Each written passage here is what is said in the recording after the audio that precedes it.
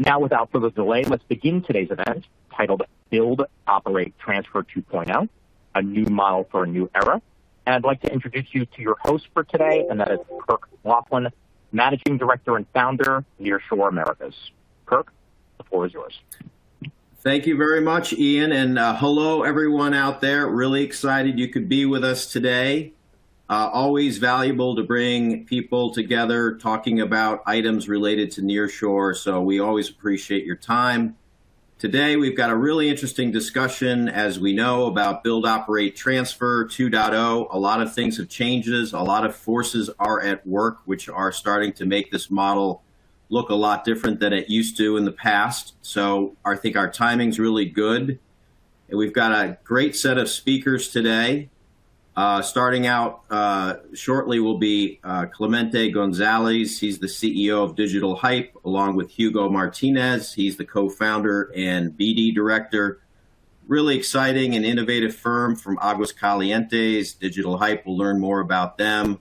We're also very pleased to welcome Craig Dempsey from Biz Latin Hub, calling in today from Bogota, and later on Horatio Fenton from Idemesis from Mexico will also join us during the panel discussion. As Ian mentioned, we do really value your comments or questions, so don't hesitate to use the Q&A feature if you have any comments or questions along the way. That always makes it more interesting. So I think with that, I want to welcome everyone, and I will turn it over to Hugo to start things out. Thank you, Kirk, for your introduction. And well, I'm very glad to be here with you.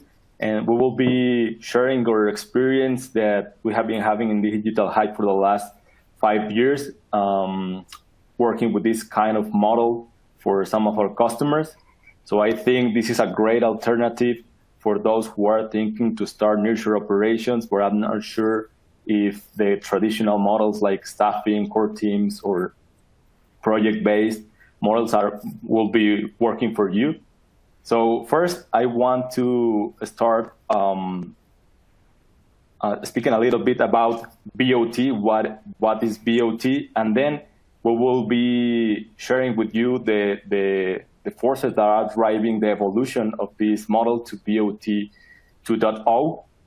So as Gartner states, BOT is an acronym for Build, Operate, and Transfer.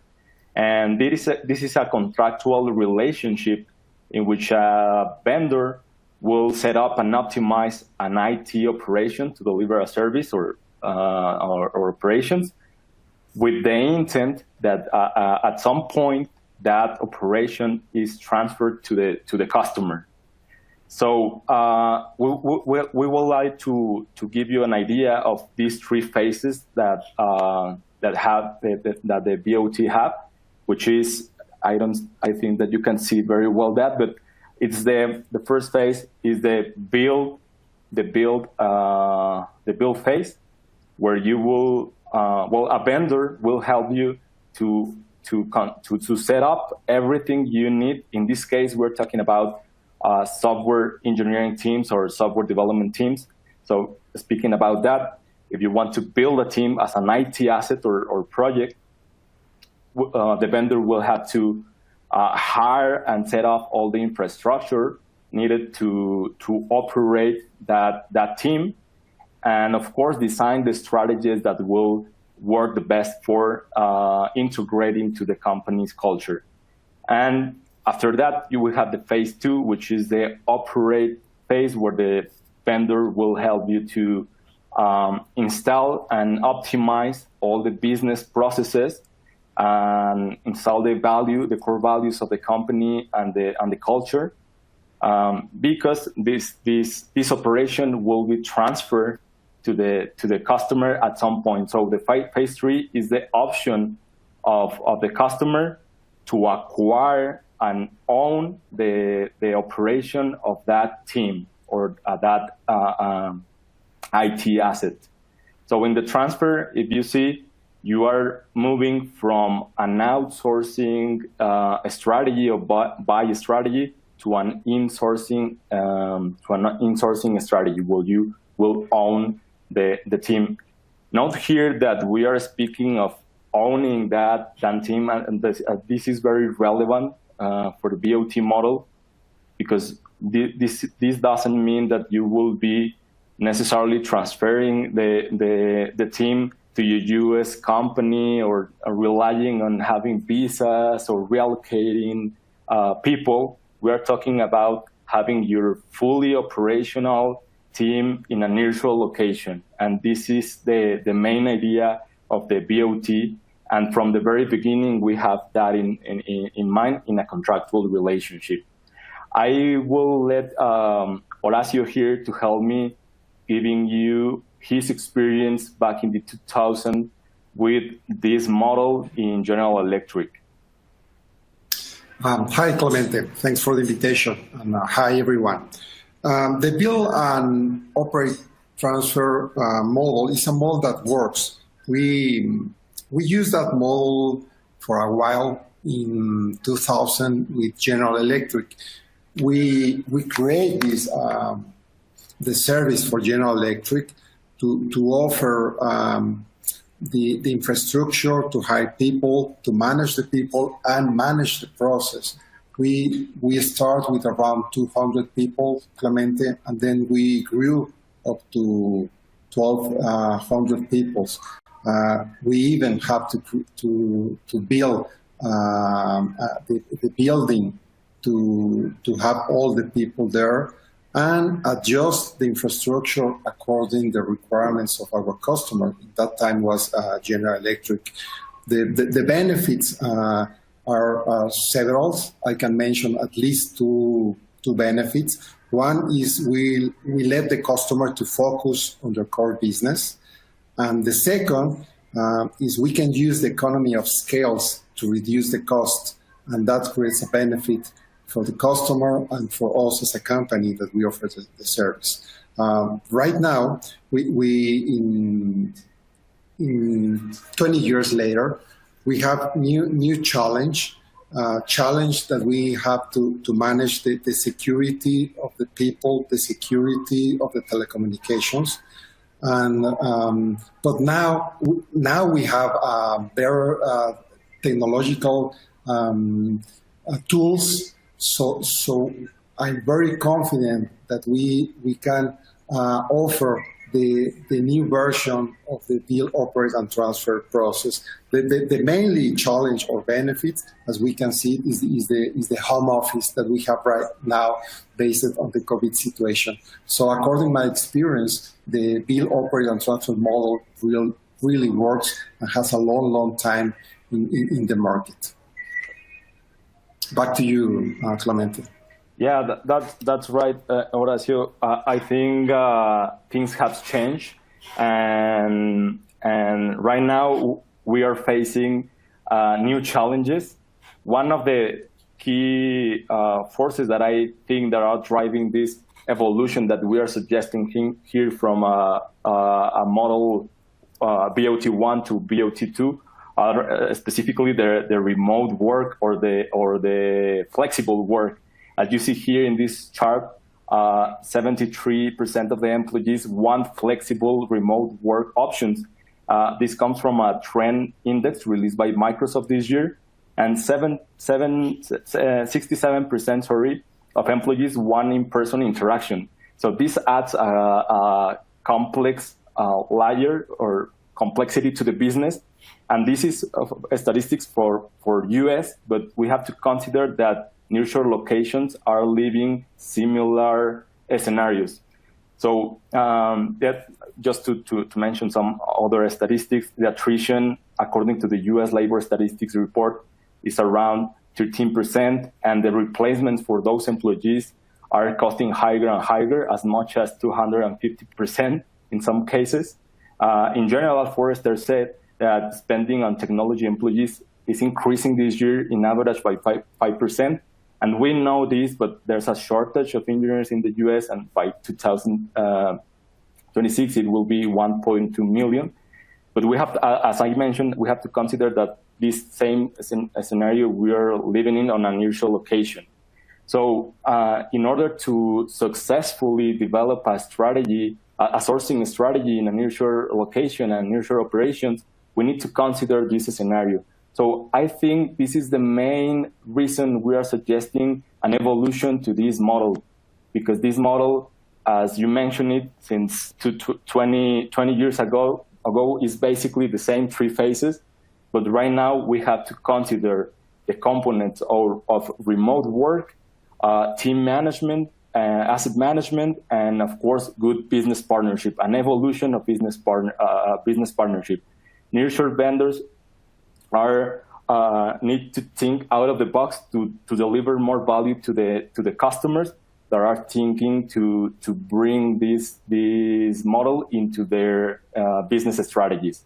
So I will let Hugo talk a little bit more about the advantages, benefits, and the general idea of the BOT 2.0.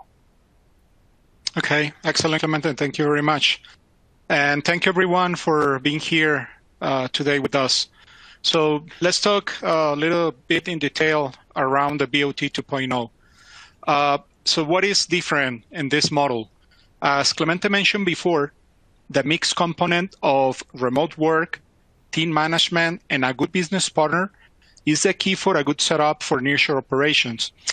That being said, in the traditional BOT, has nothing to do with the remote component, since in the past, for instance, in BOT 1, all these projects require to be on-site.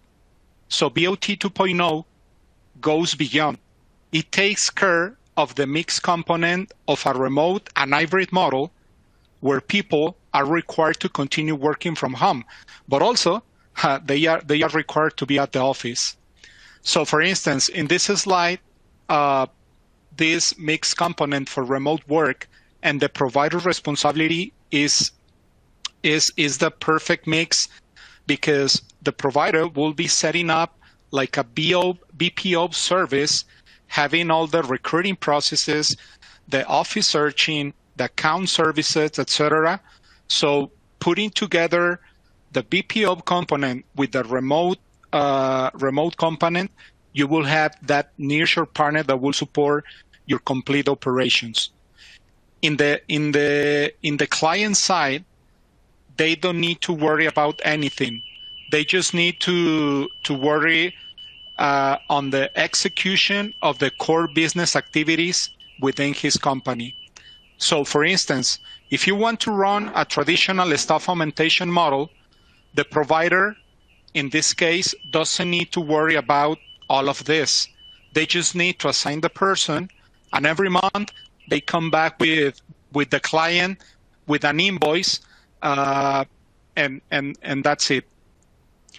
Okay, so BOT 2.0 is for those clients that are looking beyond a traditional staff augmentation or even a body shop service.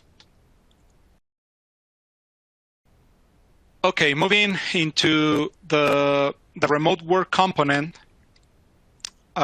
let's talk a little bit more on this component. So this is the spinal column in this process.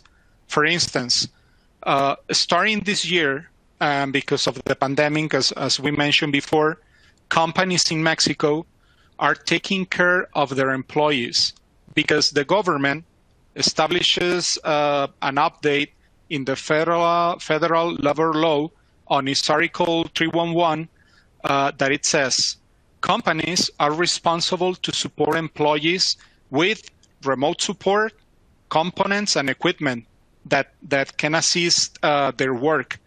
But that only applies if the working date exceeds the 40% of the day.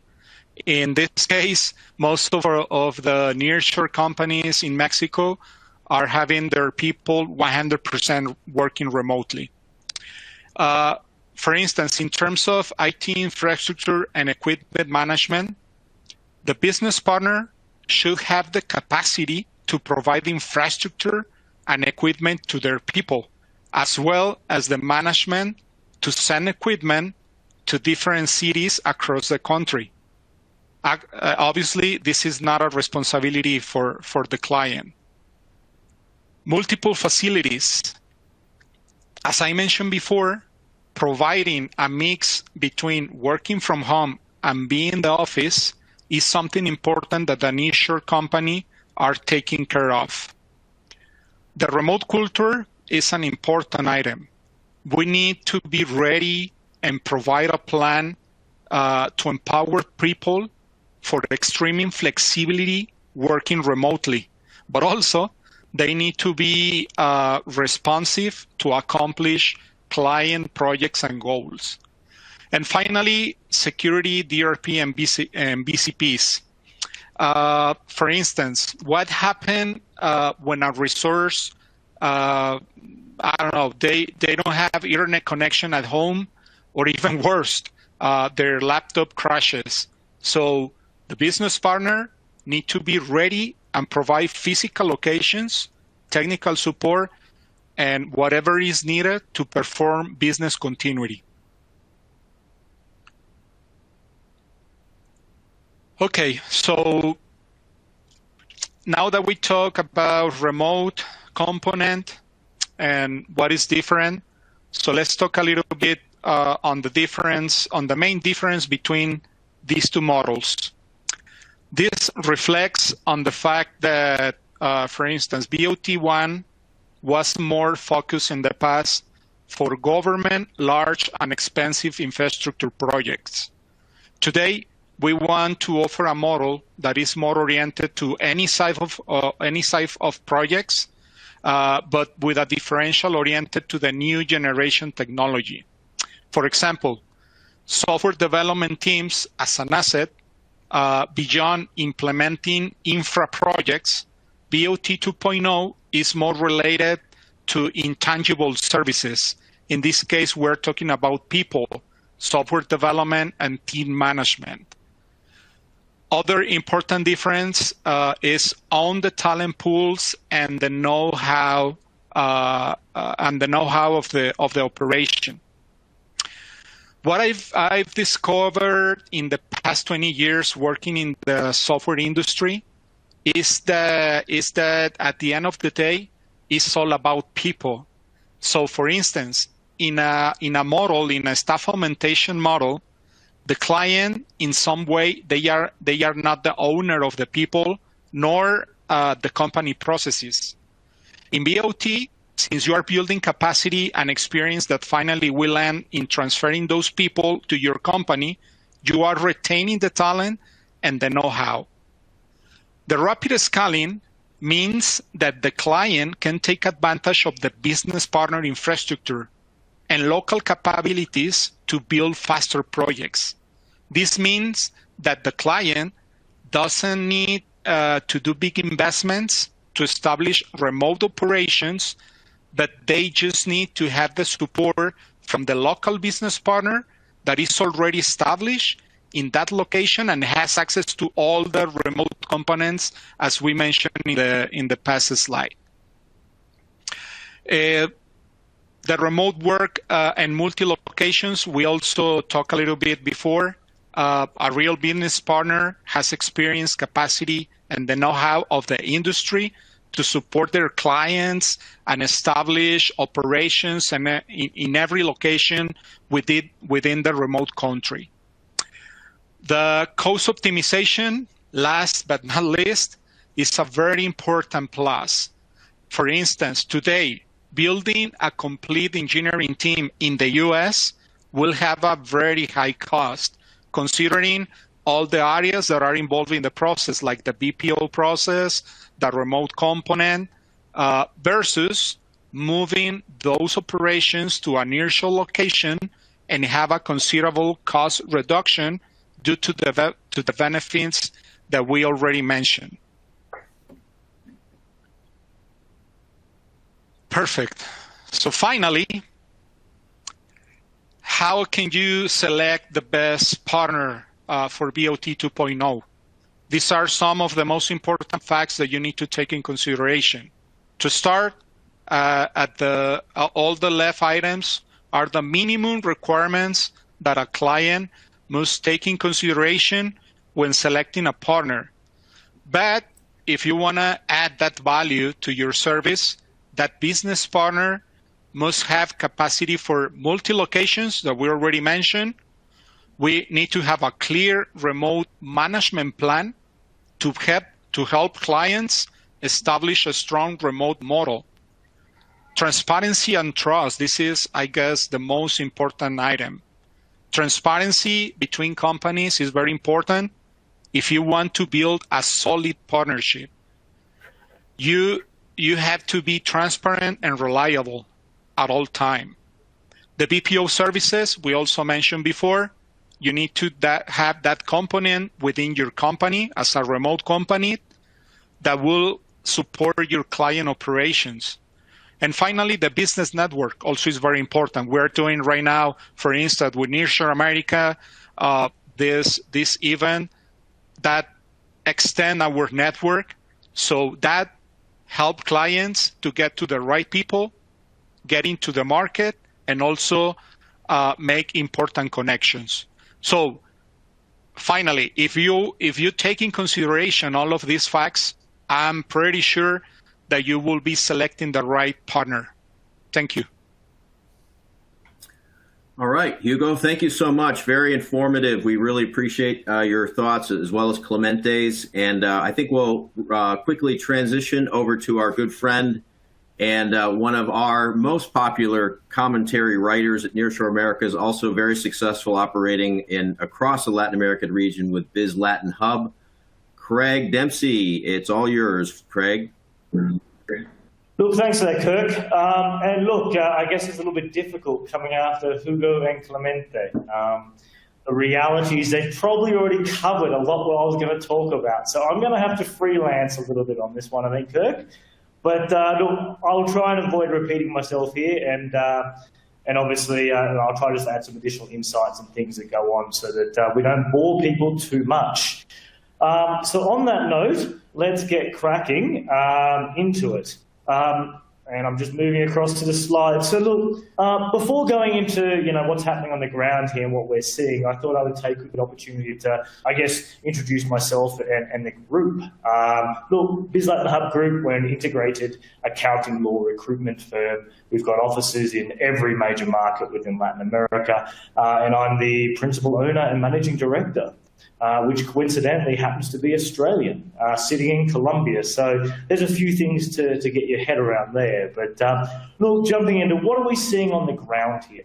And some of this is a little bit of a precursor to the great information that was already covered. We're seeing the impact of COVID-19. Now, clearly, everybody has heard of this little thing that's going around, and it has had a bit of an impact on how businesses are operating these days. Look, for an example of a US company. If you go back even 12, 18 months ago, companies would only hire people locally who want them to work in the office. And then perhaps after a few months, they said, hey, we can actually hire someone in the next state. And then as time gone on, they've gone, well, perhaps anybody within the country. And now we've sort of got to a position now, even small companies, which perhaps we're a little bit more closed-minded on these things, and now considering actually having operations and having staff abroad, which is presenting some interesting opportunities for nearshoring, and obviously being one of those potential options. I guess another thing we're seeing, recent US immigration reforms over the past years has made it difficult to near impossible to relocate talent. What you used to see back in the day, I guess, was, North American companies would identify some great talent, and they would pick that person up, relocate them to LA, Silicon Valley, wherever they were, and on visas, etc. So we're seeing less of that these days. Obviously, another thing that's fairly, popular in the news these days, the trading relationship between the US and China is strained at the very least. A simple fact here was that the Bank of America Global Research indicated that 80% of companies that are operating in Asia are looking to bring their operations back to the US. Being practical, what we'll find is probably a lot of that will actually not happen or won't come back to the US in full, but instead they'll look towards a nearshoring option. And I know we're seeing a lot of that in the ground these days as well. And you can't go without the obvious is, look, there's strong cultural links between the US and Latin America. Every person in the US has a Latino friend, whether in the US or whatever the case may be. They have family, etc. So it's becoming, in many ways, at least from a cultural perspective, an integrated marketplace. Conversely, where a firm in the US historically would contract, an outsourcing firm or a bot firm in Malaysia or India, etc., where there are obviously differences in culture and obviously time zones as well. So there's some interesting things that we're seeing in the market here, and those things are sort of combining to bring a lot more interest to nearshoring today. Some simple examples that we've seen recently is, we're getting a lot more smaller US tech firms that would never have considered, even 18 months ago, to actually establishing or having some sort of presence or operation outside the US. And, they're contacting us and, very interested in that. Conversely, even large groups now, looking at establishing centers of excellence within Latin America, whether it's in an individual country, whether it's across multiple jurisdictions. So it's presenting some interesting opportunities and no shortage of work, which is good for us, of course. So, more importantly, let's say you've got to the point where you've decided, I'm going to consider this thing called nearshoring. What are my actual options to actually make something happen?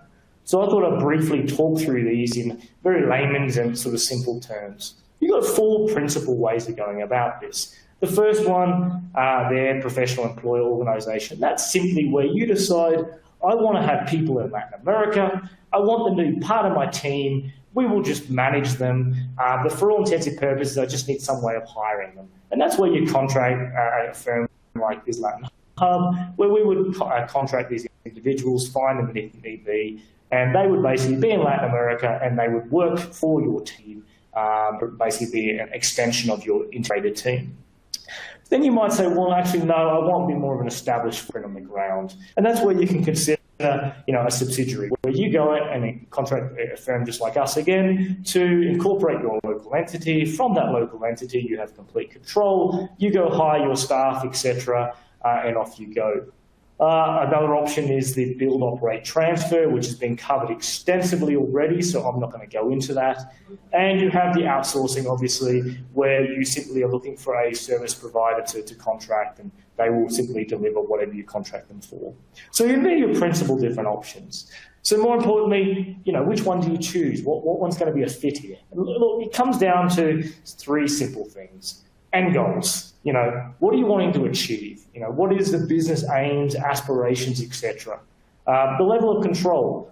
Do you want these people to be integrated into your team? You want them to be an external team? You want them just to simply be a contract provider? What are you looking for? And the last and not least is obviously your risk tolerance. At the end of the day, whichever path you choose does have a different profile from a financial and also a commitment point of view. It's not simply about having people in Latin America through whatever model. Now, that requires managerial time, resources, time, etc. And in many cases, it has a significant return, but there is obviously that to consider. So, and as always, I do like things graphically presented, as I always ask my team to do for me. So what we've done is made a little schematic for everybody. At the top, you've got the simple options that you can choose, and down the left-hand side, the different parameters for each one. Now, one thing I will point out is a thing called PE. What that means is permanent establishment. It's a legal term, and for all intents and purposes, it means if what you do generates sufficient economic activity in a country, from a tax perspective, the tax department may consider that you have permanent establishment and would look to, treat you as a legal entity for tax purposes. So it's a consideration, something I definitely can talk about further on a one-on-one case basis. Look, so what are the 4 different things and how do they rank? Look, you've got PEO, which is hiring through a third party, having a light footprint on the ground, and having basically integrated members in Latin America that are part of your team. So it's seamless and it works well. You can have an entity set up where you look for having a fixed presence on the ground. It's an extension of your parent company, maybe a subsidiary or branch, and you've got complete autonomy and control in regards to hiring, firing, etc., and how you manage your staff. Obviously, you've got the bot model, which has gone through extensively, where you do a partnership with a local firm, a flexible structure, but it does require a longer term and usually larger financial commitment. And of course, you've got outsourcing, where you're simply contracting an external party to provide you a service, so there's no presence on the ground, but you have limited control over the quality, etc. So they're pretty much, a quick synopsis of what you'd be looking at there. An interesting thing, particularly since Digitalhype's based in Mexico, is there's been recent legislation in Mexico that more or less basically made PEO no longer permitted. Meaning what we're going to see, and we're already seeing this right now, is clients are either considering three things. They're either considering establishing a subsidiary and establishing operations. B, they're looking at a bot model, which is quite an attractive proposition. Or third party, they're looking at different jurisdictions where PEO is still permitted. So that's an interesting insight that's happening on the ground at the moment. So that's something to keep in mind. Look, we'll delve a little bit into the bot model, but I don't want to repeat what's already been said. Look, it's already been made clear. Look, it's a hard process, which is basically building the system, getting it running, and then transferring the ownership of that. So, it's quite an attractive proposition for those, particularly in the tech space, that want to have a team and want to work with a great local partner and to bring that through to fruition. Won't go into any more detail, being covered off extensively, so we'll quickly move on. Just from my perspective, what are 5 things to consider if you do go down the bot model? It's pricing. You do want to make sure that any pricing that you do is based on, agreed deliverables and staged payments. Staffing, you've got to consider, is it going to be fully staffed by the partner, staffed by your own team, or is it going to be an integrated approach? Management, who and how, obviously. Tracking of progress. Look, there's got to be clear milestones that need to be delivered, and obviously, hopefully that's linked to payments. And most importantly, choosing the right partner. As I said, Digitalhype has, obviously got a good track record history there, and definitely worth considering for that. So just sort of wrapping up and sort of final thoughts. Look, nearshoring is definitely something that's being considered by a lot of companies at the moment from North America and globally, in fact. It's definitely going to see greater interest as we move forward. Companies are definitely looking at their options, whether it's through PEO, a bot model, establishing a local entity. It's definitely something we're seeing a lot of growth with at the moment, and it's sort of leveraging our own growth. But what is essential, though, is to have very, very clear aspirations about what you want to achieve, how you want to achieve it, and then picking the right partner to work with. And those things combined will hopefully lead to success. So, Kirk, I do apologise. It's a little bit shorter than I planned, but a lot of good stuff was already covered. So I thought I would just rush through a little bit. We can jump to the questions. Thank you, Craig. You get extra credit for finishing early. No, that shows you're an efficient guy. So we appreciate your comments there. And as I mentioned earlier, we'll roll right into our Q&A. If you have any thoughts or questions, please share those. We are starting to get some good questions in here. I thought I would, and by the way, we've got all 4 of our speakers today lined up, Horatio, Craig, Hugo, and Clemente. Horatio, I'd actually like to bring you into this conversation regarding just the general thoughts. I know you've been in the industry for quite a while, knowing what BOT used to be and where we're moving now. And when you look particularly at this part about remote and remote flexibility, what does that, in your view, how does that change the game in terms of access to talent and managing talent?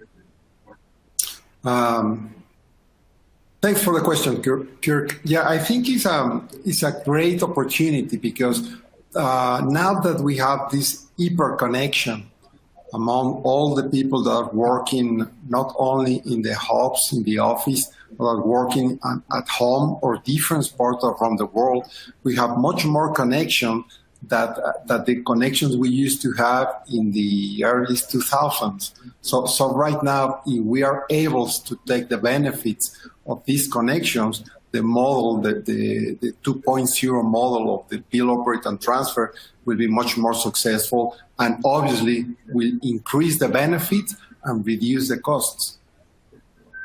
Excellent. And a part of that, Hugo, you said you put a lot of stress on the concepts of transparency and trust. And I'm very intrigued by that because, we've all continued to work in this remote world for some time into the future. Clearly, Mexico is going to be going in that direction. So when we're working remote, we don't see each other as much. What do you feel like you have to do at your organization, both getting transparency and trust with your people, especially being remote, as well as your clients, presumably being in the U.S.? Correct. Thank you, Kirk. That's a very important question around the BOT and any service that we can provide remotely. When I was talking about transparency, it's like Horacio mentioned before, in the earlier 2000s or before, I've been talking about, for instance, the traditional staff augmentation model, Kirk. When you assign a people in that time, it was like you just assign the people, and you just come back every month with an invoice, but you didn't add any value to that relationship between your client and the company. So it's when we start seeing during the times that you need to add value.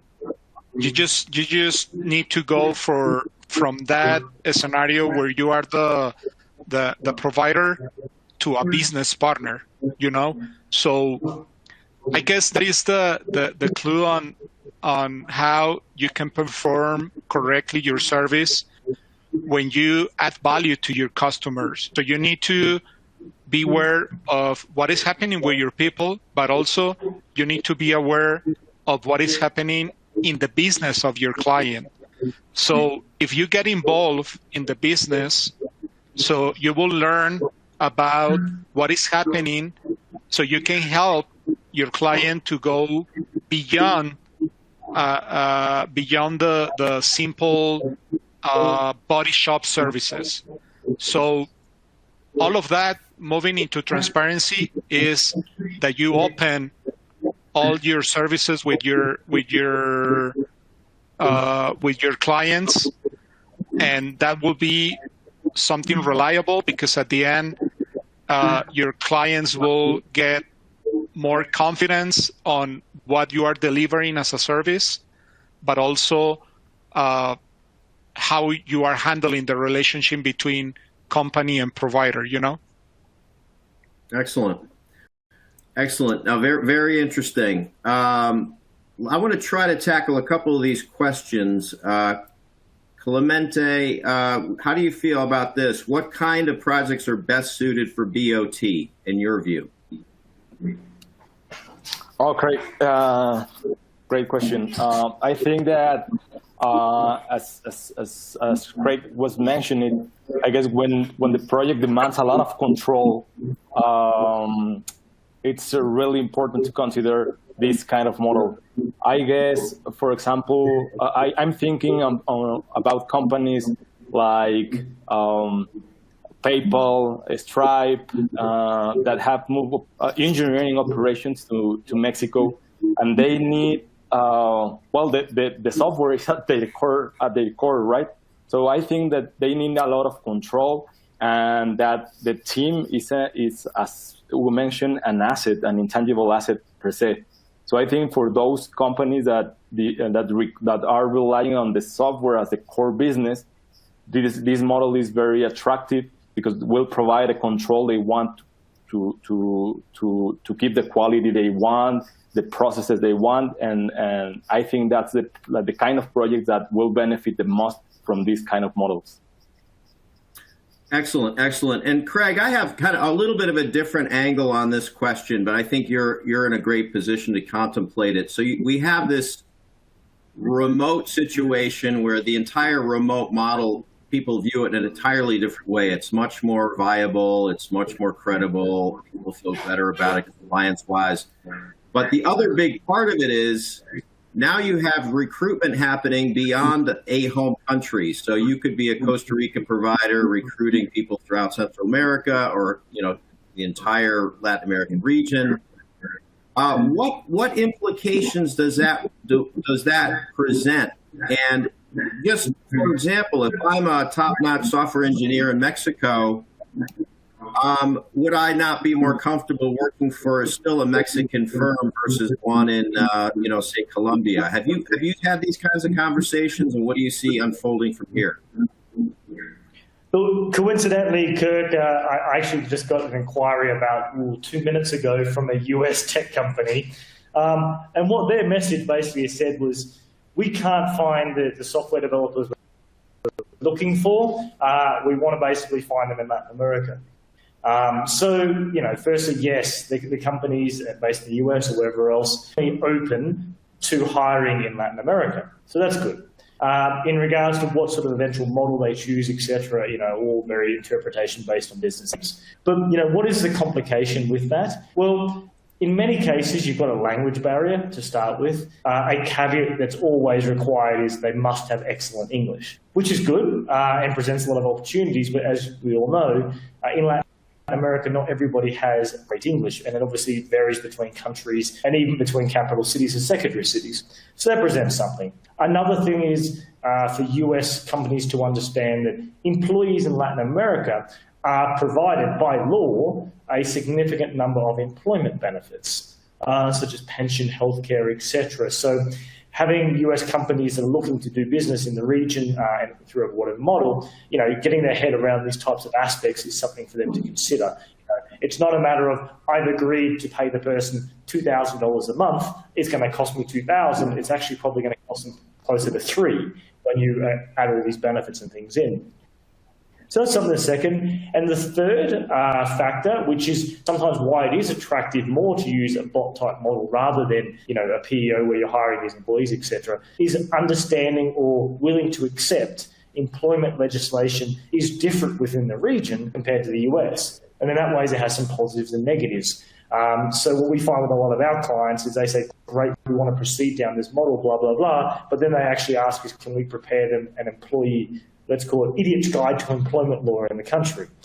Is something that we see quite a lot of. So trying to bridge that gap so their local HR teams can understand, what they can and can't do within the local context. So that's all what we see. These are just some simple things, and everything is quite navigatable, if that's even a word, I'm not quite sure, but there is a way to navigate these things, but it just requires a little bit of open-mindedness and, to be fair, a little bit of patience. But what we find, generally speaking, in this market where US firms cannot find the talent they're after, they're definitely coming to us. I think this presents opportunities for all the different panelists and the different companies and things they're involved with in supporting this for good outcomes.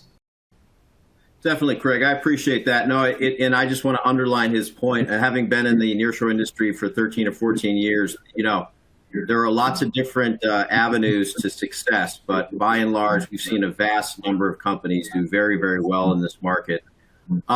So I think we basically run out of time, but Clemente and Hugo, would you guys be able to just give us a quick wrap up?